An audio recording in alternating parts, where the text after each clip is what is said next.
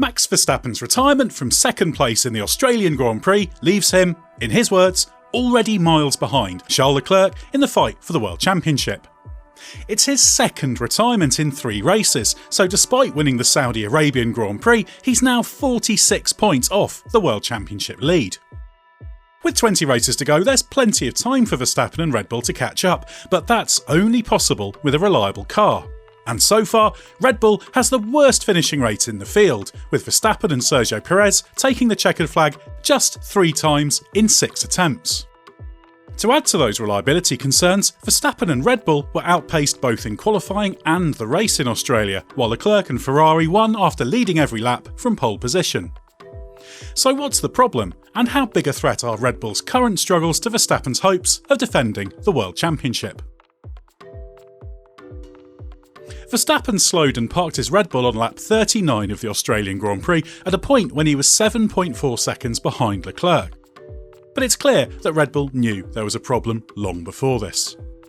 After the race, Red Bull team principal Christian Horner dismissed the suggestion that it was a problem with the Honda engine itself, describing the issue as an external fuel leak.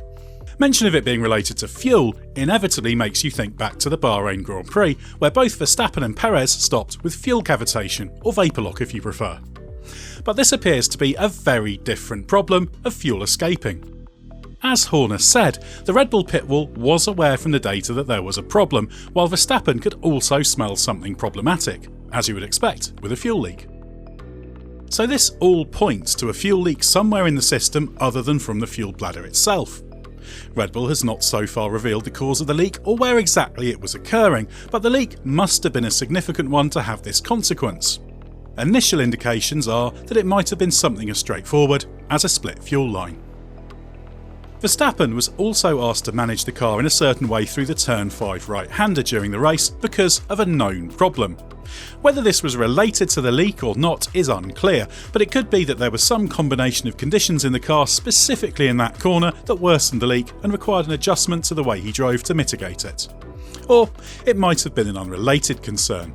After all, we also know Red Bull had other problems before the start, with work going on at the front of the car moments before the race. That adds up to a picture of a car that's not yet reliable enough to allow Verstappen to mount a proper title challenge. The key question is what caused the fuel leak and whether it was a one-off problem or something requiring countermeasures to prevent it recurring in the future.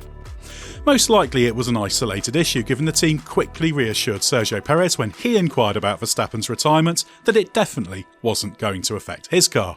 But of course, there's nothing that can be done to make up for the 18 points Verstappen and Red Bull lost. In the first 2 events of the year in Bahrain and Saudi Arabia, Verstappen had struggled more in qualifying while being strong in the race. Before Sunday, it seemed this pattern would be repeated in Australia, but Red Bull also struggled during the race itself, with Verstappen simply not at the same level as Leclerc. That was a real surprise. On Friday, Red Bull and Ferrari were close on long-run pace, with Verstappen appearing to have a slender advantage of maybe 1/10 of a second over Leclerc. Single lap pace was a different story, and in qualifying, Leclerc took pole position with an advantage of almost 3/10 over Verstappen. But even then, Verstappen was actually fractionally quicker than Leclerc over most of his qualifying lap, with all the time lost in the final 2 corners. Verstappen said after qualifying in response to a question from the race that he's found qualifying not very enjoyable so far this season, given problems achieving a consistent balance. He was comfortable with the car on the long runs, but on push laps he struggled. He complained that even when the car was working well, such as on the first Q3 run, what he called a random balance shift caused a time-sapping lockup. That was into the penultimate corner, perhaps explaining his caution on the second run. Generally, Sergio Perez has been a little happier with the car in qualifying trim, hence his pole position in Saudi Arabia. But this has been a consistent problem for Verstappen. But in Australia, Red Bull wasn't actually too concerned on Saturday as, after all, the Red Bull would be strong in the race. Wouldn't it? It was clear early on in the race that Red Bull was really in trouble. Verstappen was one of the first drivers to complain about graining, with the front left tyre suffering midway through his opening stint. Save for the moment at the restart after the safety car when Verstappen attacked Leclerc into turn 1 but couldn't pass him, he was never a threat. Red Bull's struggles came as a shock not only to Verstappen but even to dominant winner Leclerc. The question for Red Bull was whether its race struggles were circuit-specific, a one-off where tyre troubles on the resurfaced and reconfigured Albert Park track caught it out, or was it a trend that could continue in future races? Given there are 20 races to go, it would be wrong to suggest Verstappen's 46-point deficit constitutes a crisis. But history does tell us that it can be difficult to overturn such a big gap. For Verstappen to turn that disadvantage into a title win this year would require him to set a new record. This would eclipse the 44-point deficit Sebastian Vettel reversed to beat Fernando Alonso to the 2012 World Championship. And that was with Red Bull having a clear performance advantage over Ferrari that Verstappen currently does not have. Of course, 25 points for a win was only introduced in 2010, so that distorts this record. But even so, history tells us that it is rare to overturn a gap of this magnitude.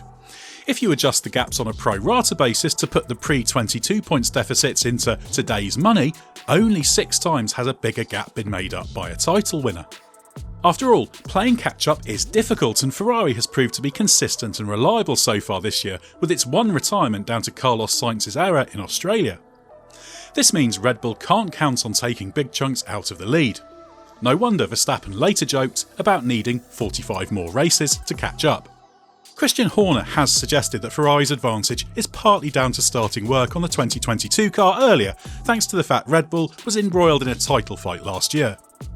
So the hope there is that Red Bull's development rate will, from here, be faster. But it doesn't matter how fast your car is if you can't get to the finish. Red Bull does have a competitive car, and based on the 3 races so far, its Australian Grand Prix struggles are an outlier. The priority is to ensure that it puts the reliability problems behind it as soon as possible for there to be a good chance of catching Leclerc and Ferrari, even with 20 races to go. But as Christian Horner said after the race, "I'd rather fix a fast car than make a slow one fast."